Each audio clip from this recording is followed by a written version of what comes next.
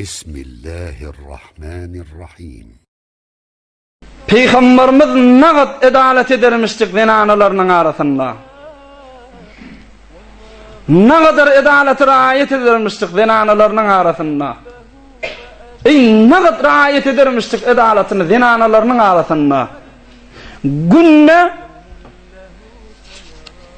ikindiden sonra çıkıp da zinanalarının öylerine yeke her haysının yağdayını sorap dururmuş günne. Hol etberip heftede bir yanına varmak, iki hefteden bir yanına varma değil ha. Günne vararmış, yanca kadınına otururmuş, yağday halinden sorarmıştık. Oğum Allah kuvvet berip de o bir zinanasının yanına vararmış. Ondan ona, her haysının da giyce novası olsa, giyce son yanına kalırmıştık.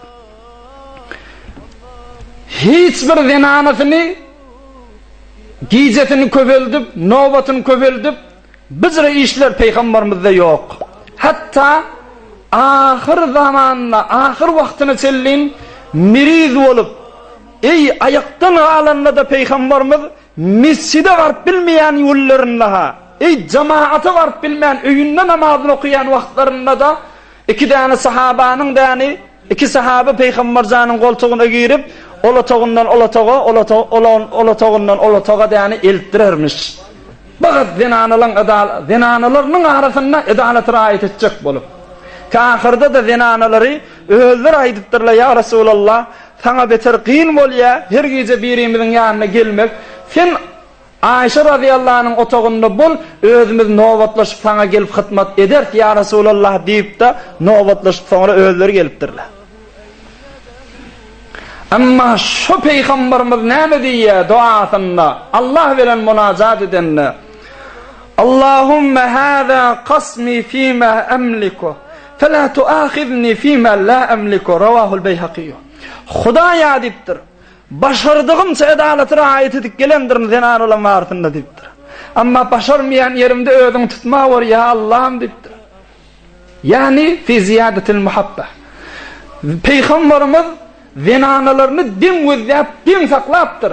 Ama enemiz Hazreti Ayşe radıyallahu anh çün akıllı, fikirli, bitir dinli, muhabbeti Peygamberimize beter kelmiş. Peygamberimiz Hazreti Ayşe muhabbeti kelmiştik.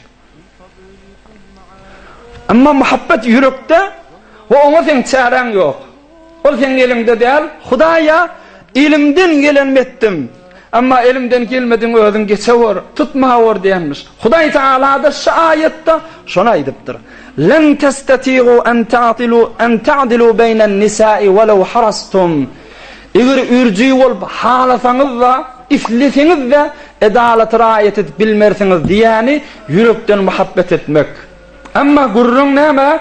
Muhabbet etsen de şu muhabbet ediyenine kamil kıyşarıp da onun novasında İviçkisine, egin maşınla hor koydun kıyamatta nisfuhu kıyamat gün gelir yarfi ve şakkuhu mail yarfi yani şel olup felet olup kıyamat gün barmalanma.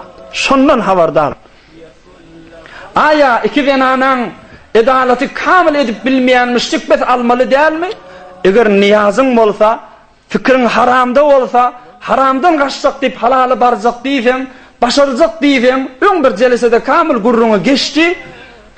Huday Teala başarmayan yerinde tutmaya seni. Bes ezdivaç etmeli ama din saklamalı. Yürekten birine muhabbetin bolsa da zahiren ikisine de güler yüz olmalı. İkisinin de harcında, iyi viskisinde, novatında din etmeli. برای مشاهده ویدیوهای بیشتر به کانال یوتیوب سخنرانی های علمای ترکمن سر بزنید، مشترک بشید و منتشر کنید، اجر ببرید.